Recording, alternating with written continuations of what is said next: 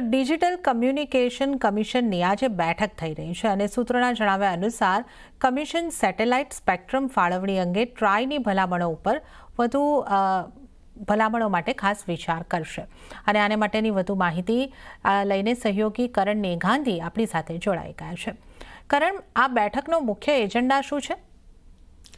જી, તો આજે સેટેલાઇટ સ્પેક્ટ્રમની ફાળવણી બાબતે એક ખૂબ જ મોટી બેઠક મળવા જઈ રહી છે. આજે DCC એટલે કે ડિજિટલ કમ્યુનિકેશન કમિશન જે છે તેની એક ખૂબ જ મોટી બેઠક યોજાવા જઈ રહી છે. તેના પર સેટેલાઇટ સ્પેક્ટ્રમની જે ફાળવણી કરવામાં આવશે દેશમાં તેના પર મોટા નિર્ણય શક્ય છે. હવે આ સેટેલાઇટ સ્પેક્ટ્રમ છે તેની વાત કરીએ તો તેની ફીઝ અંગે ટ્રાયે અગાઉ DCCને અમુક ભલામણો આપી હતી.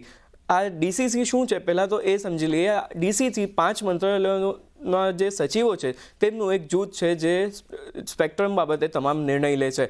હવે આમાં જે ટ્રાયે ભલામણો આપી છે તેમાં તેને સૈદ્ધાંતિક મંજૂરી આ બેઠકમાં મળી શકે તેવી એક શક્યતા દેખાઈ રહી છે.